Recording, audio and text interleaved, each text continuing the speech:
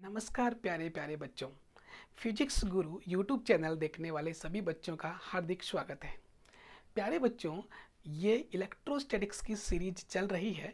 जैसा आप जानते हैं, पिछले वीडियो में हम लोगों ने किसी भी लीनियर चार्ज डिस्ट्रीब्यूशन के लिए इलेक्ट्रिक फील्ड निकालना सीखा था। हमने किसी चार्ज्ड वायर के लिए किसी भी नज़दीक के एक पॉइंट पर इलेक्ट्रिक फील्ड की वैल्यूज निकालनी सीखी थी। इस वीडियो लेक्चर में आज हम लोग आईआईटी जेईई के कुछ और फंडामेंटल जो न्यूमेरिकल्स हैं, जो प्रॉब्लम्स हैं, वो करने की कोशिश करेंगे।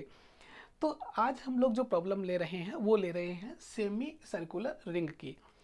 प्यारे बच्चों, आप जानते हैं कि एक कंप्लीट रिंग के लिए इलेक्ट्रिक फील्ड निकालना हम ऑलरेडी पिछले वीडियो में सीख चुके हैं।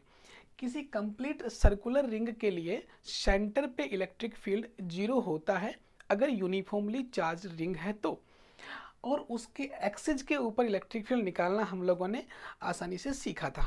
ठीक है, हम लोगों ने ये भी जाना था कि इलेक्ट्रिक फील्ड जो होता है सेंटर से अगर हम लोग एक्सिस के ऊपर एक्सिल लाइन पे दूर जाते हैं तो एक बार इलेक्ट्रिक फील्ड आपका बढ़ता है, उसके बाद एक पॉइंट के ऊपर आकर इलेक्ट्रिक फील्ड मैक्सिमम होता है, उसके बाद में फिर वो आपका डिक्रीज होता जाता है। उसके लिए हम लोगों ने ग्राफ भी सीखा था और हमने मैक्सिमा और मिनिमा की कंडीशंस भी निकाली थी। ठीक है, आज जो है हम लोग कंप्लीट रिंग का ना करके हम लोग एक सेमी सर्कुलर रिंग के लिए उसके सेंटर के ऊपर इलेक्ट्रिक फील्ड निकालने की कोशिश करेंगे। मैंने एक सर्कुलर रिंग ली है, सेमी सर्कुलर रिंग ली है, जिसका ऊपर वाला पार्ट मैंने मान लिया है ये इसका सेंटर है। सेंटर को मैंने O पॉइंट दिया है और इसका जो रेडियस है वो मैंने R अजूम किया है, और इस रिंग के ऊपर जो लीनियर चार्ज डेंसिटी है वो मैंने पॉजिटिव कंसीडर की है, that is lambda coulomb per metre. ठीक है, अच्छा, आपको पता है कि जब भी चार्ज डिस्ट्रीब्यूशन जब कंटिन्यूस होता है तो आपके लिए इंटीग्रेशन का जो मेथड होता है वो सूटेबल होता है। डिस्क्रीट चार्जेज के लिए आप सुपर पोजिशन प्रिंसिपल की हेल्प से प्रॉब्लम्स को डील करते हैं। चलिए, यहाँ पे आपका चार्ज कंटिन्यूस है तो हम लोग जो है इसमें इंटीग्रेशन का मेथड यूज करेंगे। सबसे पहले हमारे पास में कंडीशन क्या होती है, जब भी आपका कंटिन्यूस चार्ज होता है तो मैं यहाँ पे इस कंप्लीट चार्ज डिस्ट्रीब्यूशन का एक छोटा सा एलिमेंट जो है अजूम करता हूँ। तो मान लेते हैं कि मैंने यहाँ पे एक छोटा सा चार्ज एलिमेंट जो है मैंने अजूम कर लिया है, जिसका चार्ज मैंने DQ माना है। ये एलिमेंट जो है इस O पॉइंट से इस O पॉइंट के साथ में एंगल बना रहा है थीटा, यानी मुझे थीटा पे जाके एक डी थीटा का जो है एक छोटा सा एलिमेंट मैंने यहाँ पे कंसिडर किया है। ठीक है, यानी थीटा पे जाके डी थीटा का एक एलिमेंट मैंने कंसिडर कर लिया है। जैसा आप जानते हैं कि इस रिंग का रेडियस R है तो ये वाला रेडियस भी R ही रहेगा। तो मैं यहाँ से जानता हूँ कि जो आपकी जो ये आर्क लेंथ है, आपकी ये लेंथ कितनी होगी आपकी, dx इज इक्वल टू, ये जो लेंथ dx है ये आपकी होगी क्या, R इंटू डी थीटा। क्या होगी, R इंटू डी थीटा। ठीक है, ये जो लेंथ है ये क्या होगी, R इंटू डी थीटा।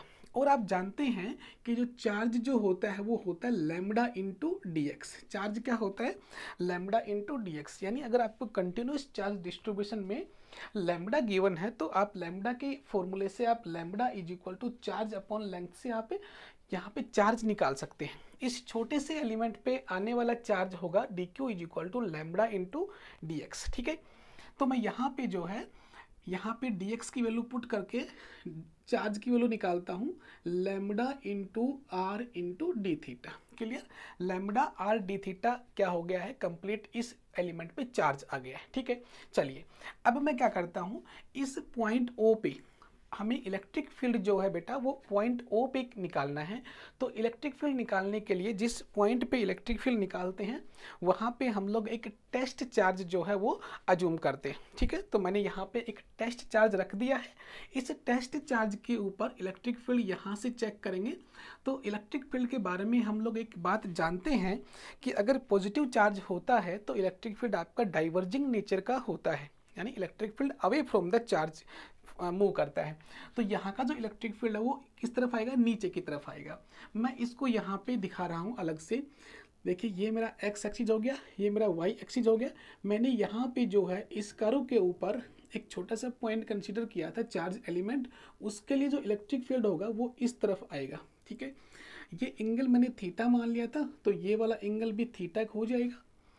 जो small charge element D Q था उसकी वजह से जो इलेक्ट्रिक फील्ड होगा वो डी ई होगा, है ना, इलेक्ट्रिक फील्ड का कंपोनेंट स्मॉल होगा। अब ये जो कंपोनेंट है इलेक्ट्रिक फील्ड का, इसकी वैल्यूज मैं निकालनी जानता हूँ, क्योंकि इलेक्ट्रिक फील्ड का फॉर्मूला होता है k into charge d Q upon distance जो है आपकी वो आर हो गई, तो आर का स्क्वायर हो जाता है। इलेक्ट्रिक फील्ड का फॉर्मूला होता है के क्यू अपॉन आर स्क्वायर। ठीक है, डी क्यू क्योंकि मैं जानता हूँ d q is equal to आपका होता है k into lambda r D theta upon are square. यहाँ से एक आर से मैं एक आर कैंसिल कर देता हूँ, तो मेरे पास नेट इलेक्ट्रिक फील्ड आएगा के lambda upon r into d theta. ये जो इलेक्ट्रिक फील्ड आया है, इस स्मॉल इलेक्ट्रिक फील्ड इस छोटे से चार्ज एलिमेंट के लिए मैंने फाइंड आउट कर लिया है। ठीक है, अच्छा अब मुझे एक बात बताइए कि अगर इस इलेक्ट्रिक फील्ड के कंपोनेंट को अगर मैं दो अलग अलग कंपोनेंट में ब्रेक करूं, तो मेरे पास में एक कंपोनेंट तो यहाँ पे आएगा साइन थीटा का, और एक कंपोनेंट मेरे पास आएगा कोस थीटा का, जैसा कि आप जानते हैं। अच्छा अब मुझे एक बात बताइए, क्या मुझे एक ही एलिमेंट के लिए इलेक्ट्रिक फील्ड निकालना है कि कंप्लीट रिंग के लिए? मुझे तो कंप्लीट रिंग के लिए इलेक्ट्रिक फील्ड निकालना है। तो कंप्लीट रिंग के लिए इलेक्ट्रिक फील्ड निकालूंगा तो क्या कंपोनेंट्स मुझे हर जगह पे तोड़ने पड़ेंगे?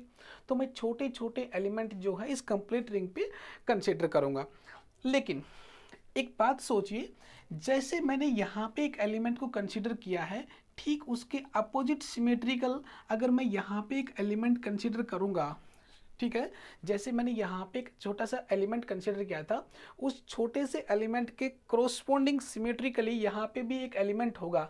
अगर मैं इस रिंग को कंप्लीट करूँ तो आप जैसा कि आप देख पाएंगे कि एक एलिमेंट यहाँ पे भी ऐसा ही होगा, उसके ऊपर भी चार्ज सेम डी क्यू होगा, उससे डिस्टेंस भी आपकी ई आर ही रहेगी। इलेक्ट्रिक फील्ड अगर मैं फाइंड आउट करूँ इसके लिए तो वो डाउनवर्ड डायरेक्शन में आएगा, वो होगा आपका डी ई। क्योंकि डिस्टेंस दोनों की सेम है और चार्ज भी सेम है, तो इलेक्ट्रिक फील्ड के जो मैग्नीट्यूड है वो सेम आएगा, लेकिन डायरेक्शन जो है वो डिफरेंट आएगी।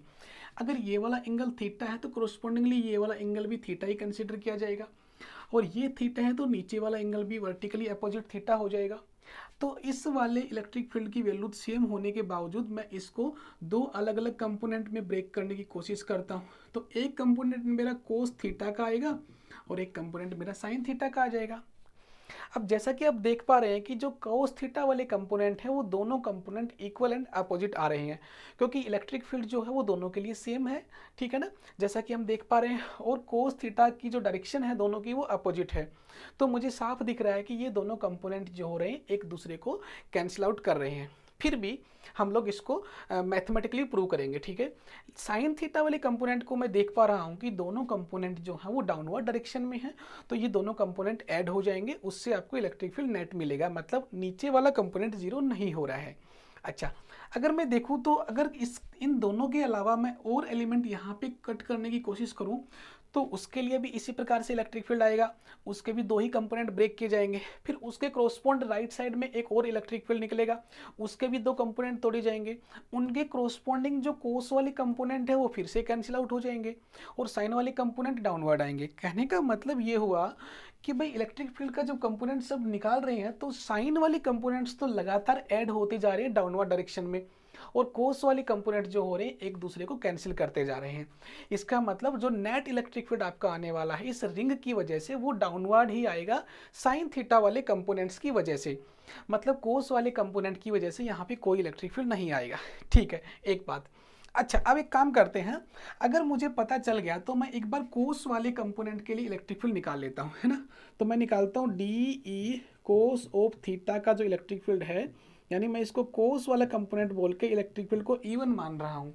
ठीक है, तो डी ई कोस थीटा मैं यहाँ पे लिख रहा हूँ। अगर मुझे कंप्लीट कंपोनेंट सभी के लिए निकालना है तो बताइए कि मेरे जो कंपोनेंट हैं वो कहाँ से कहाँ तक है। अगर मैं इस रिंग के छोटे छोटे एलिमेंट्स मानूँ तो मैं एलिमेंट्स यहाँ से स्टार्ट करता हूँ, कंप्लीट रिंग के एलिमेंट्स कंसिडर करूँगा। तो मुझे बताइए कि मैं कंप्लीट कहाँ से कहाँ तक घूम जाऊँगा। तो मैं जहाँ पे देख पा रहा हूँ कि मुझे लिमिट्स जो है वो थीटा की फॉर्म में चाहिए, और थीटा जो है आपका 0 डिग्री से लेके 180 डिग्री तक आपका मूव कर रहा है। तो मैं 0 से लेके पाई तक इसको क्या करता हूँ, इंटीग्रेट करता हूँ, तो मुझे कंप्लीट कोस वाले कंपोनेंट के लिए इलेक्ट्रिक फील्ड मिल जाएगा। चलिए डी की जो वैल्यू वो आपको पता है k lambda upon R D theta और कोस थीटा साथ में है इसके। मैं इसको इंटीग्रेट करता हूँ 0 टू पाई। कांस्टेंट क्वांटिटी को आप इंटीग्रेशन से बाहर रख सकते हैं आपके फायदे के लिए। चलिए, के लैम्डा अपॉन आर अगर यहाँ पे लिखा मैंने, कोस थीटा का जो इंटीग्रेशन है वो क्या होता है आपको पता है। कोस का इंटीग्रेशन क्या होता है, साइन थीटा। कोस का डेरिवेटिव क्या होता है, माइनस साइन थीटा। यहाँ से 0 टू पाई में अगर लिमिट पुट करता हूँ तो मुझे आंसर मिल रहा है k lambda upon r sine upper limit minus sine lower limit. जैसा कि आप जानते हैं कि साइन पाई 0 होता है और साइन 0 तो ऑलरेडी 0 ही होता है, तो ये 0 माइनस 0 करके जो है कंप्लीट टर्म क्या हो जाएगी, 0 हो जाएगी। और हम ऐसा बोल भी रहे थे कि कोस वाले जो कंपोनेंट है उनकी वजह से नेट इलेक्ट्रिक फील्ड जो है इस कंप्लीट रिंग के लिए बेटा क्या आएगा, 0 आने वाला है। Are you get the point. चलिए, अच्छा साइन वाला कंपोनेंट हमारे लिए यहाँ पे इंपॉर्टेंट है। साइन वाले कंपोनेंट की अगर मैं बात करूँ तो मैं इसका इलेक्ट्रिक फील्ड E2 मान लेता हूँ। उसके लिए मैं डी ई साइन थीटा को मैं क्या करता हूँ, 0 टू पाई इंटीग्रेट करके देखता हूँ, तो मुझे मिलेगा के लैम्डा अपॉन आर और sine theta d theta from 0 to pi. तो मैं जानता हूँ कि साइन का जो इंटीग्रेशन होता है वो क्या होता है बेटा, साइन का इंटीग्रेशन होता है माइनस कोस थीटा, है ना। तो माइनस को मैं अगर बाहर निकाल लूँ और लिमिट लगाऊँ 0 टू पाई, तो मुझे क्या मिल रहा है, minus k lambda by r upper limit minus lower limit cos 0। आप जानते हैं कोस पाई -1 होता है, तो यहाँ पे लिखेंगे minus k lambda by r -1 minus cos 0 आपका 1 होता है, यहाँ पे 1 लिखेंगे। 1 -1 और -1 मिलके कंबाइंड -2 हो जाएगा। ये -2 आगे वाले माइनस से मल्टीप्लाई होके प्लस हो जाएगा। तो मुझे जो रिजल्ट मिलेगा वो मिलेगा 2 के लैम्डा बाई आर। मुझे क्या रिजल्ट मिलेगा, 2 के लैम्डा बाई आर, यानी नेट इलेक्ट्रिक फील्ड जो है अलोंग द वर्टिकल डायरेक्शन जो है डाउनवर्ड डायरेक्शन साइन वाले कंपोनेंट की वजह से बेटा मुझे 2 के लैम्डा बाई आर मिल गया है। गेट द पॉइंट, ठीक है। अब मुझे नेट इलेक्ट्रिक फील्ड निकालना भी हो तो देखिए कोस वाला तो 0 ही है ना, कोस वाला तो 0 ही है, तो मुझे उसको देखने की जरूरत भी नहीं है, तो अकेला साइन वाला ही बच गया। तो इस कंप्लीट रिंग के लिए, इस कंप्लीट का मतलब है सेमी सर्कुलर रिंग के लिए, इस सेंटर पॉइंट पे इलेक्ट्रिक फील्ड जो है वो कितना आएगा, 2 के लैम्डा बाई आर आएगा और वो डाउनवर्ड डायरेक्शन में आएगा, माइनस जे कैप इसको हम लोग बोल सकते हैं, ठीक है ना। अगर मैं इसका जो नीचे वाला जो पार्ट है सेमी हाफ इसका बचा हुआ उसके लिए निकालता तो वो अपवर्ड आ जाता, वो कोई मैटर नहीं करता, ठीक है। अच्छा, अगर ये रिंग जो है अगर नेगेटिवली चार्ज्ड होती, मतलब इसके ऊपर uniformly charge density minus lambda होती, तो इसका डायरेक्शन ऊपर आ जाती, वो आपको कॉमन सेंस से पता है। अच्छा, अब मुझे एक बात बताइए कि अगर ये रिंग जो है ये कंप्लीट सॉरी मतलब ये जो रिंग है ये हाफ रिंग है, मतलब सेमी सर्कुलर रिंग है, कंप्लीट के लिए तो 0 होता है, क्योंकि आपको अभी आप मैंने बताया है कि अगर ये रिंग नीचे वाला पोर्शन होता तो उसका इलेक्ट्रिक फील्ड ऊपर होता, तो आधे वाले के लिए नीचे कंपोनेंट आए हैं, नीचे वाले के लिए कंपोनेंट ऊपर आएंगे, इलेक्ट्रिक फील्ड की वैल्यू तो सेम रहेगी, मैग्नीट्यूड सेम रहेगा, डायरेक्शन अपोजिट हो जाएगी, तो नेट आपका 0 हो जाता है। उसके लिए साइन और कोस के कंपोनेंट सारे ही 0 हो जाएंगे। उस कंप्लीट रिंग के लिए आप पहले से देख चुके हैं।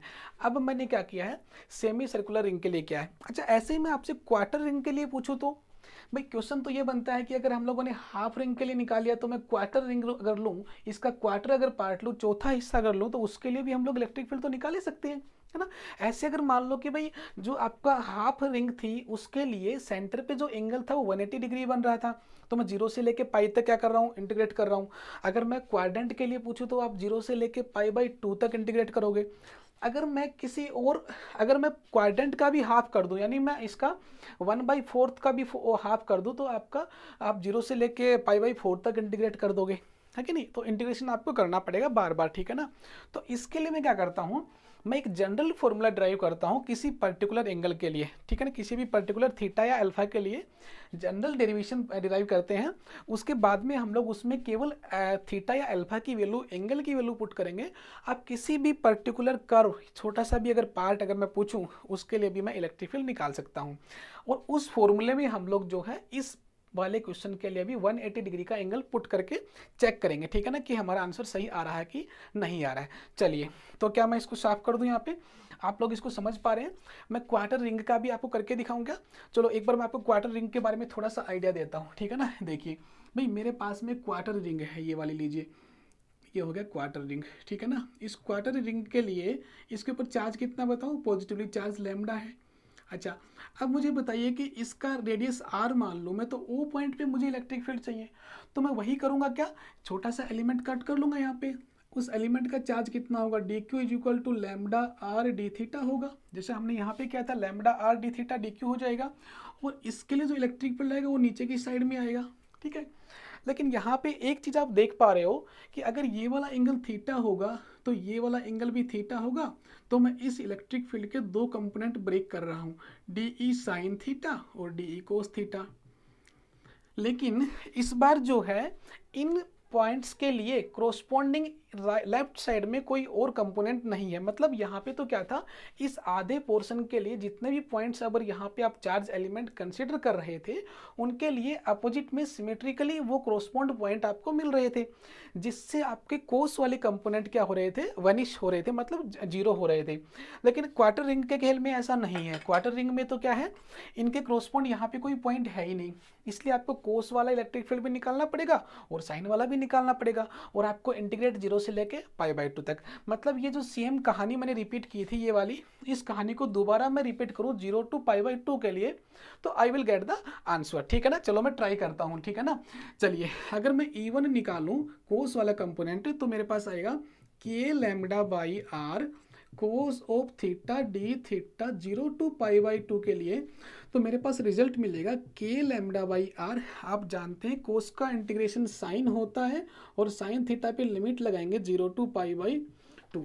जैसा आप जानते हैं k lambda by are sine 90 minus sine 0 degree, sine 90 क्या होता है, 1 होता है ना। साइन 90 क्या होता है बेटा, 1 होता है। पिछले वाले में साइन पाई और साइन 0 थे, तो साइन पाई पे भी 0 होता है और साइन 0 पे भी 0 होता है, उस वजह से आपका कंप्लीट आपका आंसर 0 हो गया था। यहाँ पे आपका आंसर आ रहा है k लैम्डा बाई आर, मतलब कोस वाले कंपोनेंट की वजह से नेट इलेक्ट्रिक फील्ड 0 नहीं हो रहा है। सिमिलरली अगर मैं साइन वाले कंपोनेंट के लिए निकालूं, तो मेरे पास क्या आएगा, k लैम्डा बाई आर और साइन थीटा डी थीटा। जैसा आप जानते हैं कि साइन का इंटीग्रेशन माइनस कोस होता है, तो k लैम्डा बाई आर, और ये वाला अपर लिमिट और लोअर लिमिट है ना, तो cos of π/2 minus cos of 0। आपको पता है कोस 90 0 होता है, कोस 90 क्या होता है, 0 होता है, और कोस 0 1 होता है, तो ये -1 और ये 1 -1 + 1 हो जाएगा, तो आपको आंसर मिलेगा k लैम्डा बाई आर। मतलब क्या हुआ, जब हम लोग क्वार्टर पार्ट के लिए करते हैं तो दोनों ही इलेक्ट्रिक फील्ड जो है आपके कोस वाला कंपोनेंट और साइन वाला कंपोनेंट दोनों ही क्या आ रहे हैं, इक्वल आ रहे हैं। जब दोनों कंपोनेंट इक्वल आ रहे हैं तो उनका जो नेट इलेक्ट्रिक फील्ड होगा, रिजल्टेंट होगा, वो क्या होगा, वो आपको पता ही है। रिजल्टेंट कैसे निकालते हैं, E1² + E2² का स्क्वायर रूट, तो वो आपको आएगा √2 k लैम्डा बाई आर। जैसा आप देख पा रहे हैं √2 k लैम्डा बाई आर। अगर मैं हाफ रिंग के लिए निकाल रहा हूँ तो मेरा रिजल्ट कितना आ रहा था बताओ, ये वाला आ रहा था 2k लैम्डा बाई आर, अब आ रहा है √2k लैम्डा बाई आर, यानी 0 से 90 एंगल के लिए इतना आ रहा है। अगर मैं ये वाला पोर्शन के लिए पूछता तो भी इलेक्ट्रिक फील्ड उतना ही आता, बस केवल उसकी डायरेक्शन में क्या आ जाता, चेंज आ जाता, क्योंकि वो इधर की तरफ आता, नीचे की साइड में नेट इलेक्ट्रिक फील्ड, बाकी सेम ही है। यानी किसी भी पोर्शन के लिए क्वाड्रेंट के लिए हम लोग निकालेंगे तो आंसर सेम ही आएगा। अगर पॉजिटिव की जगह नेगेटिव लैम्डा लेंगे तो उसके लिए डायरेक्शन बदल जाएगी, मैग्नीट्यूड विल बी सेम, ठीक है ना। चलिए अब क्या करते हैं, हम लोग इन दोनों रिजल्ट्स को जो है ना संभाल के रखते हैं, ठीक है ना। ये दोनों रिजल्ट्स मैंने यहाँ पे अटका दिए हैं। इलेक्ट्रिक फील्ड अगर मैं रिंग के लिए निकालता हूँ, सेमी रिंग के लिए निकालता हूँ, मैं यहाँ पे लिखता हूँ सेमी रिंग, ठीक है ना। अगर सेमी रिंग के लिए निकालते हैं तो मेरे पास आता है 2k लैम्डा बाई आर, और अगर मैं क्वार्टर रिंग के लिए निकालता हूँ, तो मेरे पास आता है √2k लैम्डा बाई आर, ठीक है ना। यानी ये जो रिजल्ट्स है मैंने मैथमेटिकली प्रूव किए हैं। अगर मैं अब जनरल फार्मूला ड्राइव करता हूँ और जनरल फार्मूले के अंदर मैं इन वैल्यूज़ को पुट करूँगा, तो मैं देखना चाहता हूँ कि क्या मेरा फार्मूला, क्या मेरा मेथड जो है वो इस पर काम कर रहा है कि नहीं कर रहा है। क्योंकि अगर हमें IIT का एग्ज़ाम देना है तो हमें तो 4 आंसर में से एक को टिक करना होता है, तो उस केस में मुझे कंप्लीट निकालने की ज़रूरत नहीं है। अगर मैं उस रिजल्ट्स को याद कर लेता हूँ तो डायरेक्ट वहाँ पे एंगल पुट करेंगे और मुझे आंसर मिलेगा। यानी अगर आपको बोर्ड्स में आता है तो आपको करके दिखाना होता है, और आपको पता है कि ये सिलेबस बोर्ड्स के लिए नहीं है, ठीक है ना। चलिए अब देखिए हम आते हैं अपने उस पर्टिकुलर जनरल फॉर्मूले के ऊपर, ठीक है ना। चलिए मैंने क्या कर लिया है, मैंने मान लिया है कोई भी जैसे कि हम लोग 0 से 180 के लिए सेमी सर्कुलर रिंग के लिए तो आपका पर्टिकुलर केस हो जाएगा। मेरे पास कोई भी रैंडम मेरे को कोई कर्व दी हुई है और मुझे उसका जो एंगल है वो मुझे मान लीजिए कि ये वाली रिंग मुझे दी हुई है, ठीक है ना, ये वाली रिंग है। ये किसी भी सर्कल का किसी भी कर्व का कोई पार्ट है मुझे नहीं पता। हाँ इतना पता है इस वाले पोर्शन ने जो है, इस वाले पोर्शन ने सेंटर के ऊपर जो एंगल बनाया हुआ है वो अल्फा बनाया हुआ। कितना बनाया हुआ भाई, अल्फा बनाया हुआ है। आगे बात समझ में, यानी ये एंगल अल्फा है। मतलब अगर मैं कंप्लीट रिंग मान लूँ यहाँ पे तो ये मेरा एंगल अल्फा कितना हो जाएगा बताओ, अल्फा मेरा 180 डिग्री हो जाएगा। अगर मैं क्वार्टर के लिए बात करूँ तो ये वाला एंगल मेरा 90 हो जाएगा। और किसी भी पोर्शन के लिए मैं आपसे पूछ सकते हैं ना। अभी जो है मैंने एक एंगल क्या माना है, जनरल अल्फा या थीटा कुछ भी मान लिया, ठीक है ना, हमने अल्फा मान लिया है, ठीक है ना। चलिए ये आपका पोर्शन हो गया, ए और बी पोर्शन है। इसके ऊपर पॉजिटिवली चार्ज मैंने लैम्बडा डेंसिटी मान ली, इसकी लीनियर चार्ज डेंसिटी। इस पर्टिकुलर कर्व के लिए मैं इलेक्ट्रिक फील्ड निकाल लेता हूँ और उसको फिर मैं पुट करूँगा उन फॉर्मूले को बनाने के लिए। चलिए क्या करते हैं, इस कर्व का एक छोटा सा टुकड़ा यानी थीटा पे जाके वही अपने को डी थीटा एलिमेंट कट करना है, ठीक है ना। ये आपका डी थीटा एलिमेंट मैंने कट कर लिया। यहाँ पे charge d q is equal to कितना आएगा, अब देखो यहाँ पे इसका रेडियस मैंने आर मान रखा है तो ये आएगा लैम्बडा आर डी थीटा।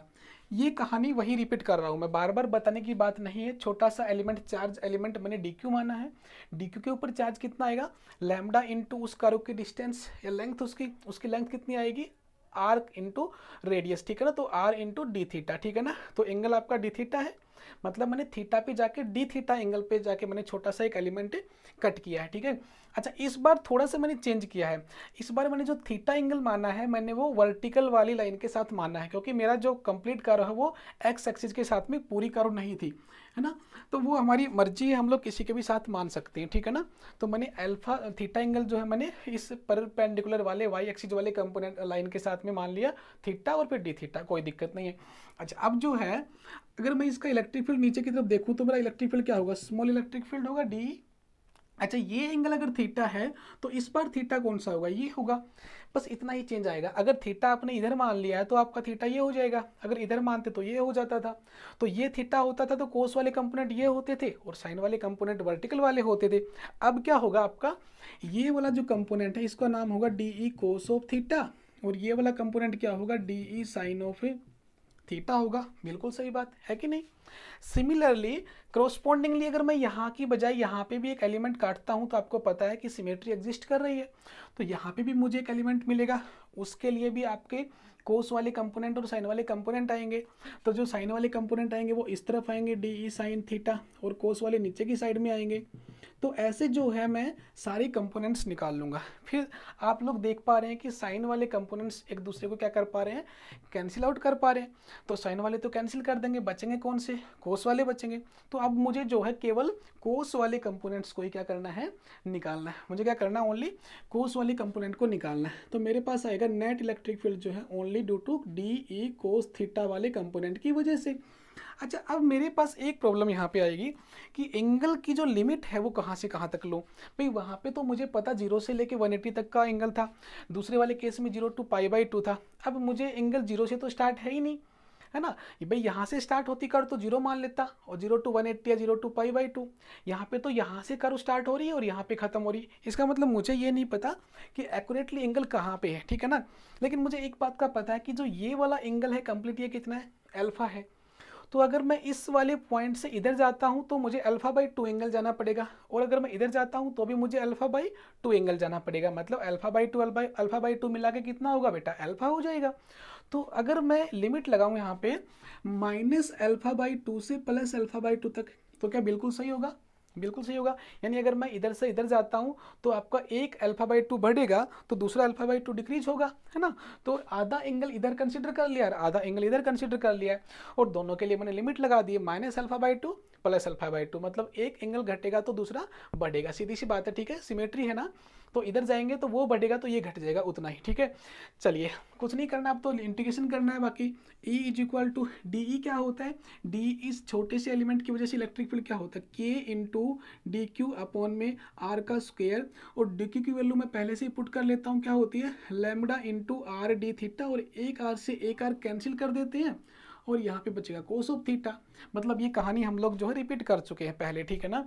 चलिए limit integration minus alpha by to से प्लस अल्फा बाई टू तक करना है, ठीक है, इतना काम हम लोग कर सकते हैं, बहुत बढ़िया, ठीक है ना, गेट द आइडिया। चलो अब देखो यहाँ पे E is equal to constant को बाहर निकालना होता है, सीधी सी बात है, अंदर बचेगा मेरा कोस ऑफ थीटा और डी थीटा, और माइनस अल्फा बाई टू से प्लस अल्फा बाई टू तक इंटीग्रेट करना है। अच्छा कोस का जो इंटीग्रेशन होता है वो बताओ क्या होता है, पॉजिटिव साइन होता है ना, प्लस का साइन होता है, तो यहाँ पे आएगा के lambda by are sine theta, और अपर लिमिट और लोअर लिमिट लगा देंगे यहाँ पे प्लस अल्फा बाई टू तक, है ना, लिमिट हमको लगानी आती है, पुट कर देंगे यहाँ पे, तो यहाँ पे आएगा के lambda by R is equal to sine upper limit alpha by two है माइनस लोअर लिमिट क्या होता है माइनस अल्फा बाई टू। यहाँ भी थोड़ा सा ध्यान देना पड़ेगा आपको बेटा, माइनस साइन का अगर हम लोगों को देखना होता है तो साइन माइनस थीटा हमने क्या पढ़ा हुआ है, यहाँ पे देखो sine minus theta is equal to क्या होता है माइनस साइन थीटा, होता है कि नहीं होता है। ऐसा हम लोगों ने जब स्ट्रेट वायर के लिए किया था तो हमको वहाँ भी एक ऐसी प्रॉब्लम आई थी, तो हमने आपको वहाँ पे बताया था कि जो साइन माइनस थीटा का मतलब होता है फोर्थ क्वाड्रेंट में हम लोग क्लॉकवाइज जा रहे हैं, क्लॉकवाइज जाएंगे तो नेगेटिव एंगल होता है, फोर्थ क्वाड्रेंट में साइन नेगेटिव होता है इसलिए माइनस साइन आएगा।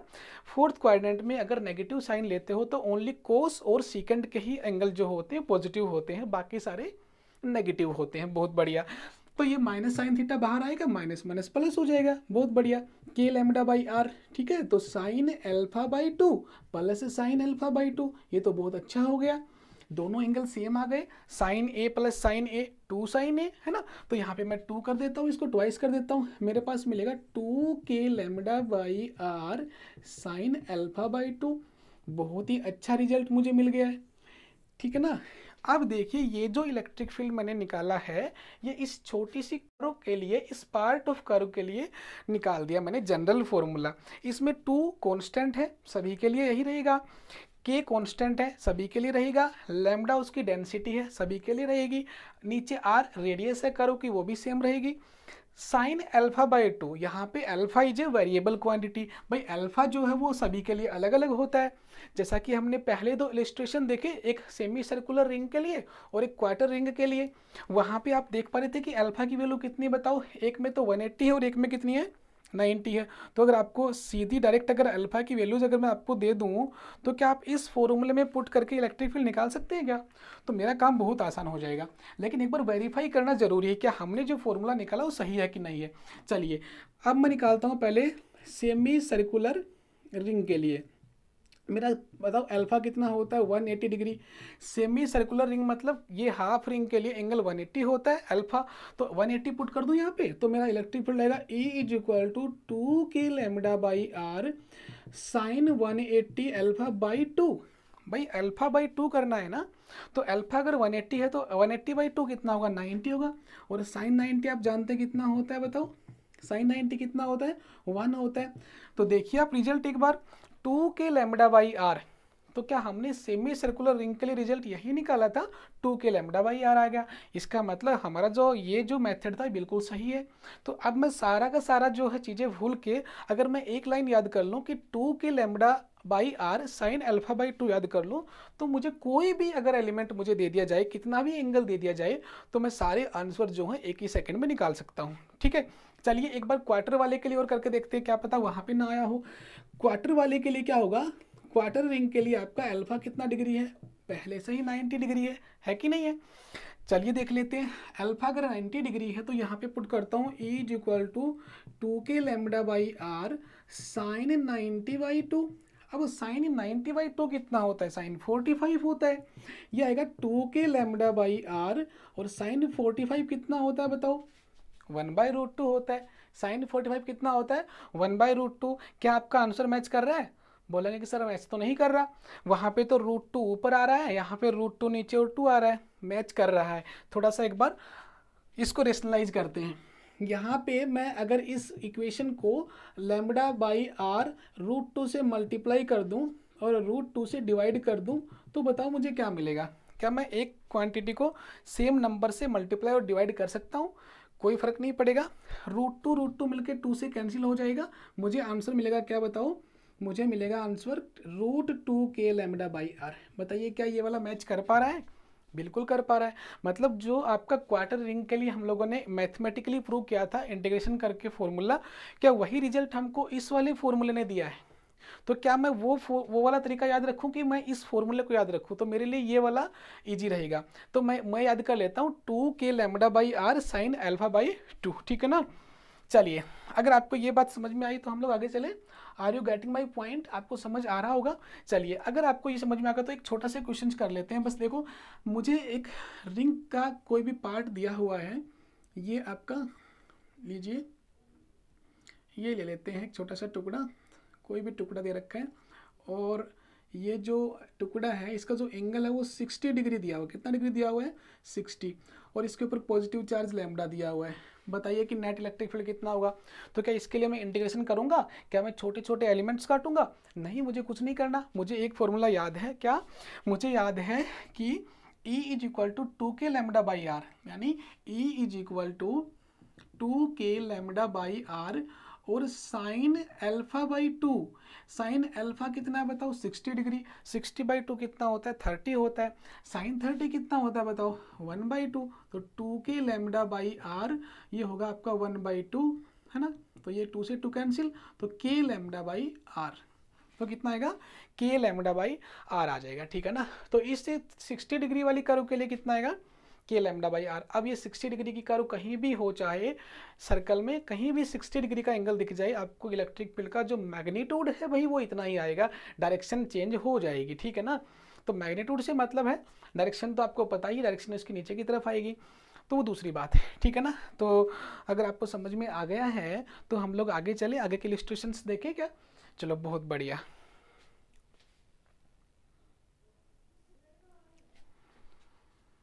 चलिए बच्चों, एक और इलिस्ट्रेशन हम लोग देख लेते हैं। एक अच्छा सा क्वेश्चन और है। इस बार जो है हमको एक कंप्लीट रिंग दिया हुआ है, ठीक है ना।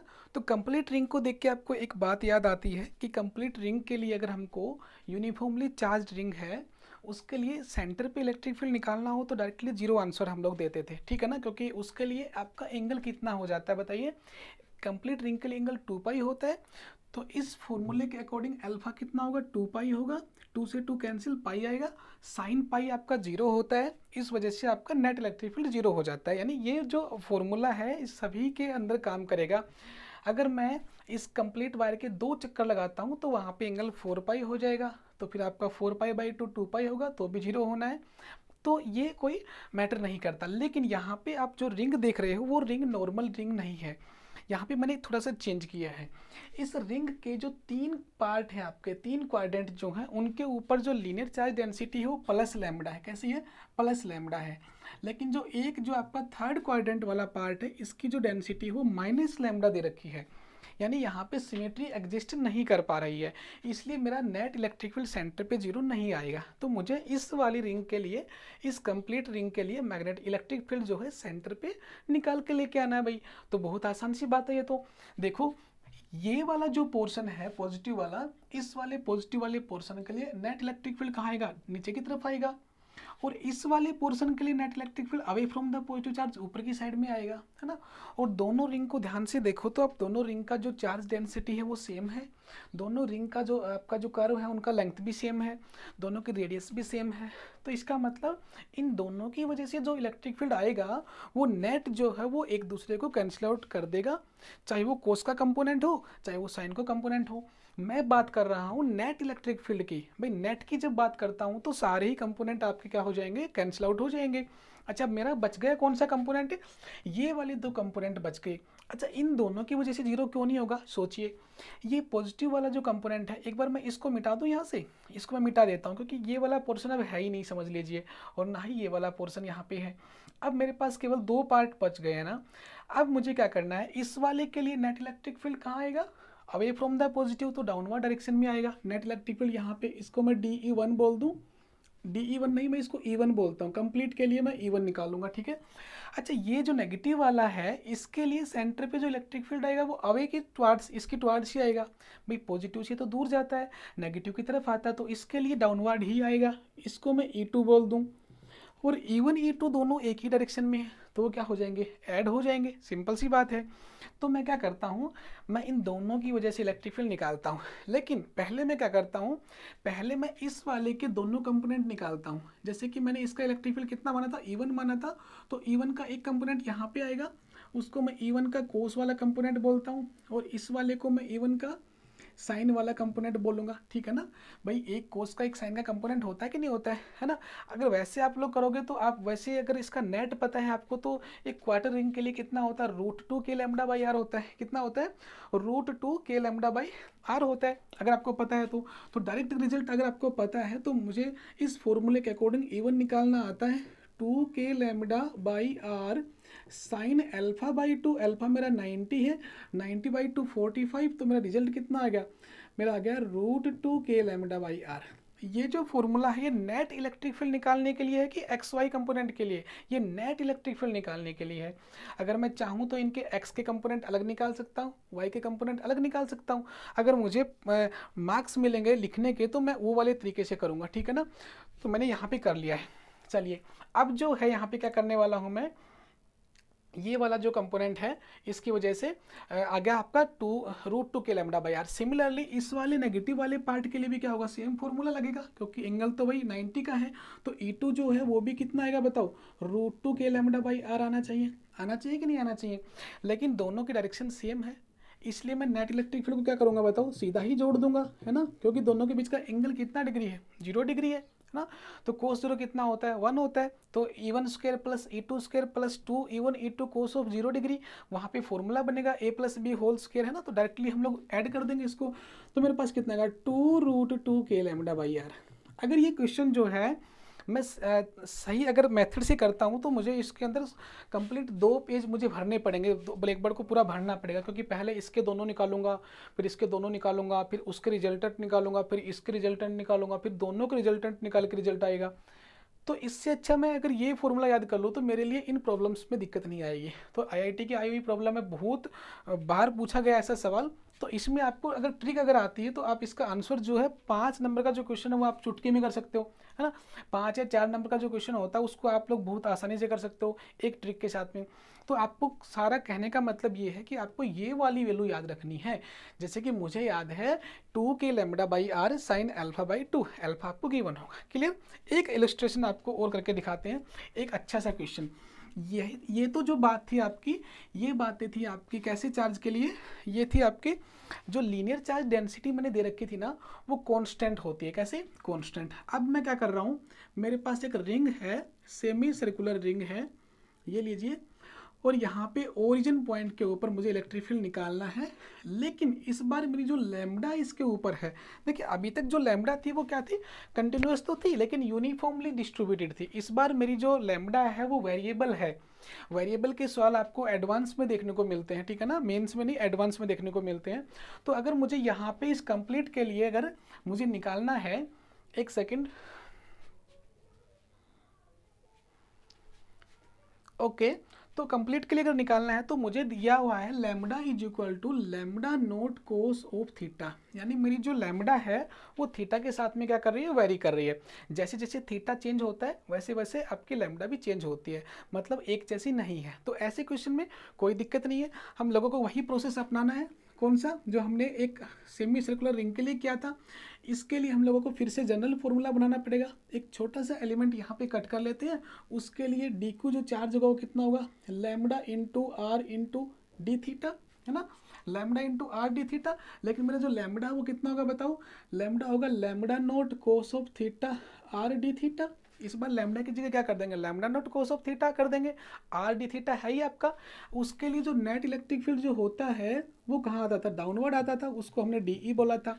उसके फिर D E cos of theta और साइन थीटा के दो कंपोनेंट्स हमने निकाले थे, है ना। तो डी ई कोस थीटा वाले कंपोनेंट क्या हो गए थे, जीरो हो गए थे, है ना। और साइन वाले कंपोनेंट्स क्या हो गए थे, ऐड हो गए थे। तो मैं यहाँ पे आपको साइन वाले कंपोनेंट्स करके नहीं दिखा रहा हूँ, सीधा मैं आपको कौन से कंपोनेंट करके दिखा रहा हूँ, ओनली कोस वाले कंपोनेंट करके दिखा रहा हूँ। तो डी ई सॉरी आपके कोस वाले कैंसिल हो जाएंगे, साइन वाले कंपोनेंट करके दिखा रहा हूँ, डी ई साइन थीटा और डी थीटा। चलो दोनों करते हैं। यहाँ पे ई वन ई मान लेते हैं, क्या ई एक्स मान लेते हैं, ठीक है ना। चलो वाई मान लेते हैं, ई वाई, वाई वाला कंपोनेंट निकाल रहा हूँ साइन थीटा वाला। अच्छा लिमिट कहाँ से कहाँ तक, जीरो से लेके पाई तक करनी होती है। अच्छा डी कैसे निकालेंगे, डी तो आपको पता है क्या होता है, डी बताओ, के इंटू चार्ज कितना है, lambda naught cos of theta R D theta upon are square.